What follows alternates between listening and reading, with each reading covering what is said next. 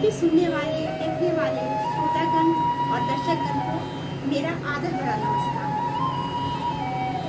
हमारी चर्चा हुई भगवान शिव पे, भोलेनाथ पे। चर्चा में हमने कई बातों पर चर्चा किया, कई प्रसंग आए। गंगा जी का भी प्रसंग आया, त्रिशूल का भी प्रसंग आया, बासुकीनाथ का भी प्रसंग आया। तो उनकी कथा वो तो अनंत है। उनकी कथाओं को कहते कहते तो सारा समय बीत जाए, जाने कई युग बीत जाए। एक में से दूसरी कथा, दूसरे में से तीसरी कथा, ऐसे निकलती ही जाती है। हम भोलेनाथ की बात करते हैं जब, तो कोई एक बात पूरी होती है, तब तक दूसरी बात मानस में आती है, मस्तिष्क में आती है, मन में ये आता है कि अरे ये बात तो रह ही गई, इस पर तो हमने चर्चा ही नहीं की। कई ऐसी बातें। तो हम अपनी चर्चा को आगे बढ़ाते हुए और चलते हैं, भोलेनाथ के बारे में कुछ और बातें करते हैं, कुछ और चर्चाएं होती है, उनके कुछ और चमत्कार देखते हैं। तो सबसे पहले हम भोलेनाथ के बारे में ये जानते हैं कि भोलेनाथ को महाकाल भी कहा जाता है। सबने सुना है महाकाल। महाकालेश्वर तो ज्योतिर्लिंग में से एक लिंग है। हम बाद में आगे चर्चा भी करेंगे। 12 ज्योतिर्लिंग है, 12 ज्योतिर्लिंग, जिस पर एक एक करके हम उस पर भी चर्चा करेंगे कि ये ज्योतिर्लिंग कहाँ है, किस स्थान पे है, क्या महत्व है।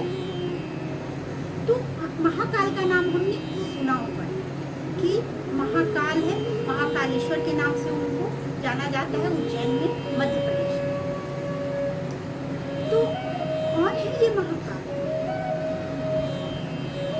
कौन है ये महाकाल? तो महाकाल भी शिव के ही रूप,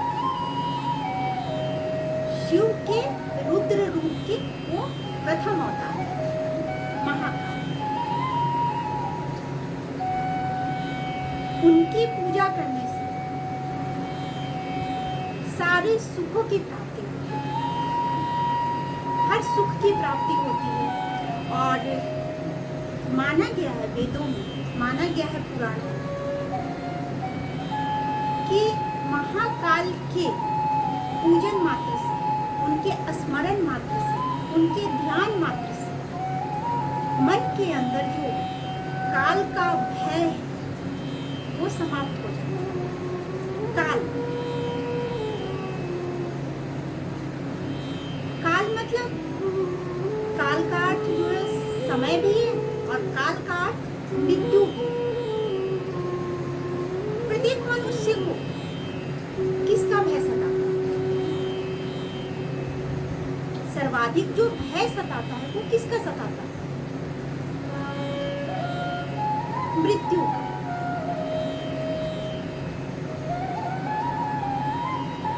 मनुष्य डरता किससे है? समय से, वक्त से, टाइम से। तो ये भय का कारण है मृत्यु और समय। देखिए प्रभु का नाम भी कैसे पड़ा है, जिससे मनुष्य को सबसे ज्यादा भय है, उसी पर प्रभु ने विजय प्राप्त करके बता दिया कि डरने की आवश्यकता नहीं है, मेरा नाम लो और इस भय से मुक्त हो जाओ इस भय से नाम लेकर। तो महाकाल जो नाम है वो हमारे भोलेनाथ का ही नाम है, जो उनके रुद्र अवतार का प्रथम अवतार मानते हैं, जिनको हम महाकालेश्वर के नाम से जानते हैं। तो इनका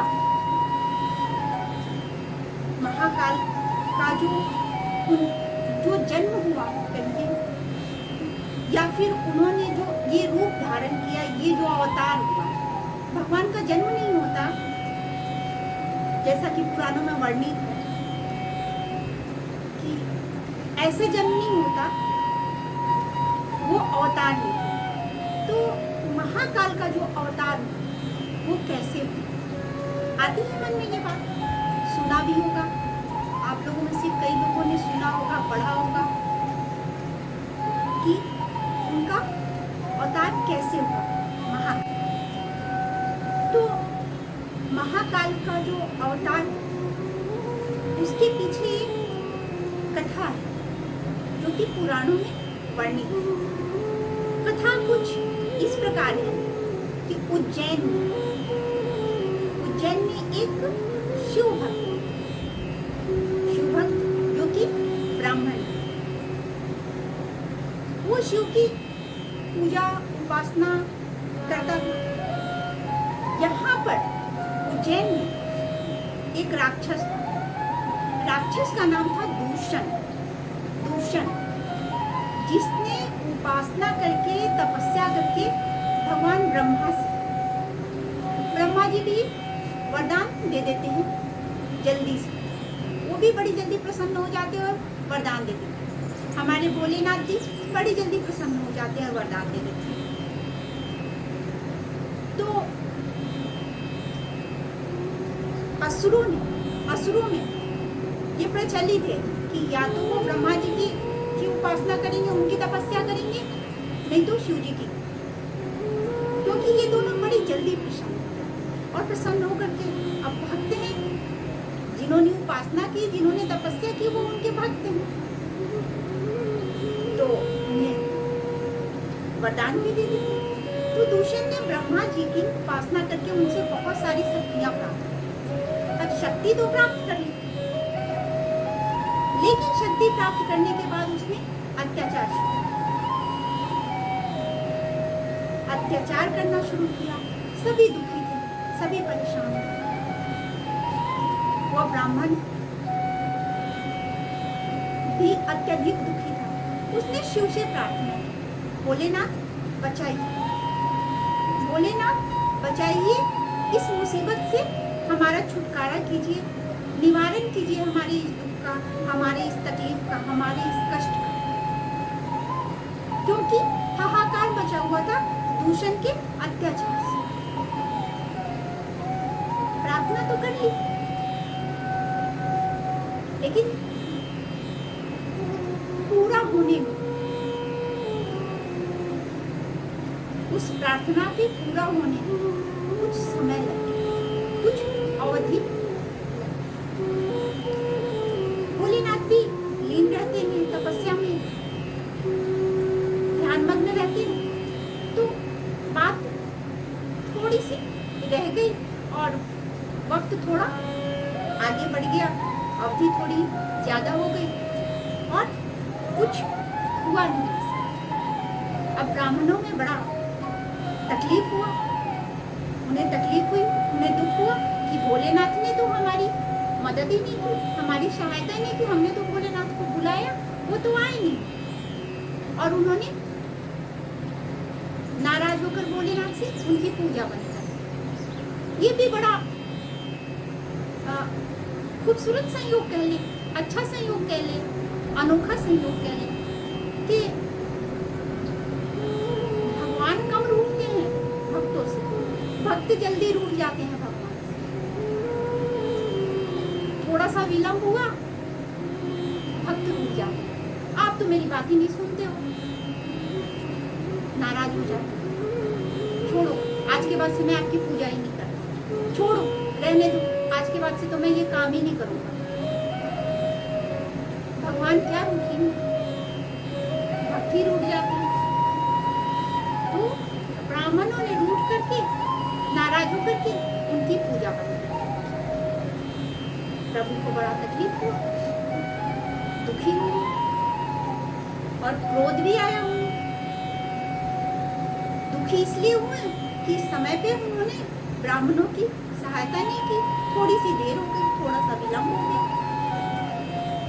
और गुस्सा इसलिए हुआ कि दूषण वहां हाहाकार मचाया और इसी दुख और इसी गुस्से में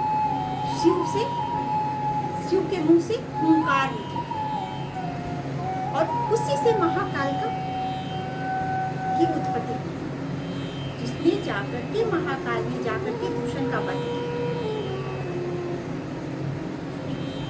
दूषण का वध किया और तब से वो महाकाल के नाम से प्रसिद्ध हुए।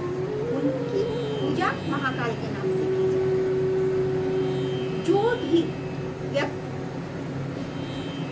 इनकी पूजा करता है, इनका नाम लेता है, उसे भय से मुक्ति मिलती है, उसके सारे कष्ट दूर हो जाते हैं, मृत्यु का भय छूता भी नहीं।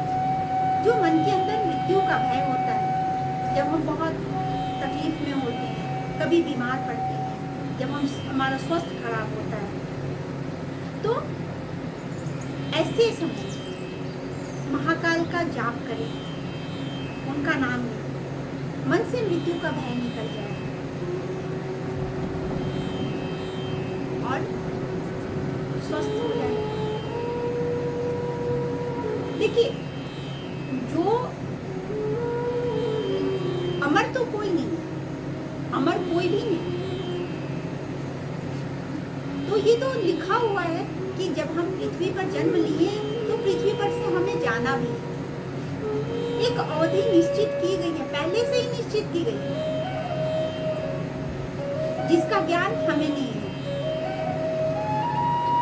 अगर किसी भी मनुष्य को ये ज्ञान हो जाए कि उसकी अवधि कितने दिनों तक है इस पृथ्वी पर, इस संसार में, तब तो वो व्याकुल ही हो जाएगा। एक दिन मुश्किल हो जाएगा उसके लिए जीना। तो निश्चित तो है अवधि कि इस संसार में आए हो तो जाना तो है,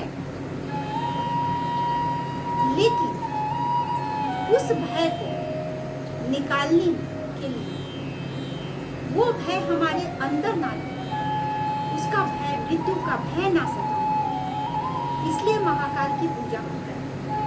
उनके दर्शन करने से सारे कष्ट दूर होते हैं, उनका नाम लेने से सारे कष्ट दूर होते हैं।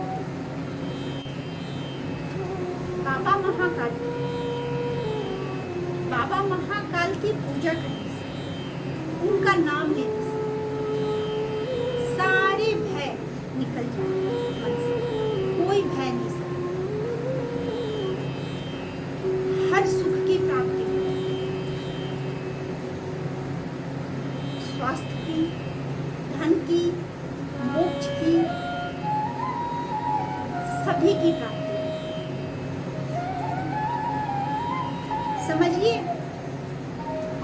कि अगर ये दुख, परेशानी, तकलीफ, बरसात में हो रही बारिश की बूंदें, तो महाकाल का नाम जो है छतरी, महाकाल का नाम जो है वो छतरी है। बाबा महाकाल के नाम की छतरी ओढ़ लीजिए और निश्चिंत हो जाइए। जिसने भी उनके नाम की छतरी ओढ़ ली, उस पर ये बूंदे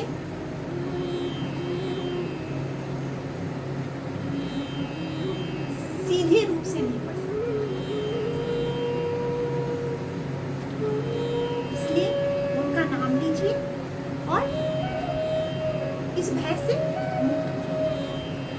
अब महाकाल की तो चर्चा हुई, भोलेनाथ की चर्चा हुई। हमने चर्चा में, पिछली चर्चा में त्रिशूल का जब जिक्र हुआ था, त्रिशूल की जब बात आई थी, तो हमने एक चर्चा भी की थी कि गणेश जी का सिर जो है धड़ से अलग हुआ था इसी त्रिशूल से। तो थोड़ी सी चर्चा हम अभी उस पर करते हैं, फिर ज्यादा चर्चा हम आगे उस पर करेंगे। अभी तो बहुत सारी बातें हैं चर्चा के लिए, जैसा कि मैंने पहले भी बताया कि ज्योतिर्लिंग पे हम बातें करेंगे, ये 10 अवतार पे बातें करेंगे, भगवान शिव के 19 अवतार हैं उस पे बातें करेंगे, ये 10 जो उनके रुद्र हैं उन पे बातें करेंगे, हनुमान जी पे बातें होंगी जो उनके 11वें रुद्र माने जाते हैं, उन पे बातों का तो अम्पार है। शिव के नाम को लेने से ही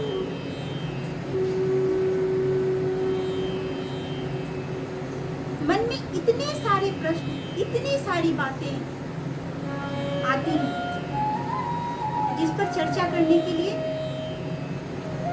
समय तो नहीं। ये संसार छोटा पड़ा तो चर्चाएं तो आगे भी होंगी। तो हम थोड़ी सी बात अभी गणेश जी पे कर लें कि गणेश जी कौन। तो गणेश जी जो है वो शिव, शंकर और पार्वती के छोटे पुत्र, बड़े लाडले हैं। ऐसे तो जो भी पुत्र होते हैं वो लाडले ही होते हैं, पुत्र या पुत्री जो भी हो, माता पिता के तो लाडले ही होते हैं। ये छोटे हैं तो बड़े लाडले, शंकर और पार्वती के छोटे पुत्र हैं गणेश जी। और इनकी जो पत्नियां वेदों के अनुसार वो है रिद्धि और सिद्धि, दोनों विश्वकर्मा जी की पुत्री हैं। गणेश जी देवताओं में सर्वप्रथम उनका नाम होता है, उनकी पूजा की जाती है। हम किसी भी पूजा का प्रारंभ जो करते हैं गणेश जी की पूजा से ही करते हैं। तो उनका सिर जो कटा, कई बार आता है मन में कि गणेश जी शंकर जी के पुत्र हैं तो उनका ये धड़ तो मनुष्य का है, लेकिन सिर क्यों है गज का, हाथी का। तो इस कहानी पे हम तो आगे चर्चा करेंगे, लेकिन उनका सिर क्यों काटा गया था इस पे एक थोड़ी सी छोटी सी चर्चा हो जाती है हमारी। तो ये जो सिर कटा उनका, ये वेदों में वर्णित है कि भगवान शंकर को श्राप मिला था। भगवान शंकर को श्राप मिला था, उस श्राप के प्रभाव से ही उन्हें अपने पुत्र का सिर काटना पड़ा। क्योंकि बात तो आती है, कोई भी पिता अपने पुत्र का सिर क्यों काटेगा। तो उसके लिए कोई ना कोई प्रसंग बनता है, कोई ना कोई कारण बनता है। उस कारण की वजह से, उस कारण से ही कुछ होता है, वो निर्धारित है। तो भगवान शंकर को, भोलेनाथ को एक श्राप मिला था, जिस श्राप की वजह से उन्हें गणेश जी का सर धड़ से अलग करना पड़ा था अपने त्रिशूल से। तो इसके आगे की कहानी हम अगली चर्चा में करते हैं। वो श्राप किसने दिया था, क्यों दिया था, साथ में हम गणेश जी के बारे में और भी बातें करेंगे कि उनका जन्म कैसे हुआ, उनकी उत्पत्ति कैसे हुई। ये सारी चर्चाएं हमारी आगे जारी रहेंगी। और तब तक आप प्रभु का नाम लीजिए, भोलेनाथ का नाम लीजिए। भोलेनाथ औघड़दानी में बड़ी जल्दी मान जाते हैं, उन्हें किसी चीज की जरूरत नहीं है। आप उन्हें बंगला, गाड़ी, घोड़ा, हाथी कुछ भी दीजिए, लड्डू, मेवा, पेड़ा, उन्हें कुछ नहीं चाहिए। वो छोटा सा एक भजन है, 2 लाइन आप सुनिए और पता देखिए कि कैसे है हमारे भोले बाबा। कि क्या लेके शिव को मनाऊंगी, शिव मानते नहीं। क्या लेके शिव को मनाऊंगी, शिव मानते नहीं। घोड़ा और हाथी शिव के मन को ना भावे, घोड़ा और हाथी शिव के मन को ना भावे। और बसहा भी सब कहाँ पाऊंगी, शिव मानते नहीं। क्या लेके शिव को मनाऊंगी, शिव मानते नहीं। तो शिव ऐसे शाला दुशाला शिव के मन को ना भावे। हम कीमती शाला, कीमती शॉल उन्हें अर्पित कर दे, कीमती चादर उन्हें अर्पित कर दे, उन्हें चाहिए नहीं। वो तो मृग छाल पे बैठे होते हैं, मृग छाल पहने, बाघंबर पहने। तो शाला शिव के मन को ना भावे।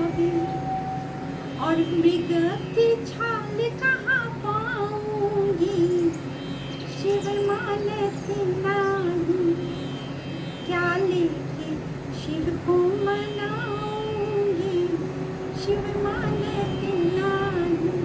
तो वो शिव जो मानते हैं वो छोटी छोटी चीजों से मानते हैं, उन्हें बहुत चीज की जरूरत नहीं होती, बड़ी छोटी छोटी। वो तो भाव के, भगवान तो भाव के भूखे होते, वो सिर्फ भाव के भूखे होते हैं। जो सारे संसार को देने वाले हैं, जो सारी दुनिया को देने वाले हैं, जो सबको देते हैं, उन्हें हम क्या देंगे? हम क्या देंगे उन्हें? हम तो भाव ही दे सकते, और वो भाव के भूखे हैं। तो बस नाम लीजिए प्रभु का और सारी कष्टों से मुक्ति पाइए। अपनी चर्चा को आज के लिए स्थगित करते हैं, विश्राम देते हैं अभी, फिर अगली चर्चा हमारी होगी इसी तरह से। और तब तक के लिए स्वस्थ रहिए, प्रसन्न रहिए, प्रभु का नाम लीजिए, प्रभु की कृपा बनी रहे। वीडियो को लाइक कीजिए, अपने अनुभव हमसे साझा कीजिए, शेयर कीजिए, सब्सक्राइब कीजिए। तब तक के लिए ओम नमः।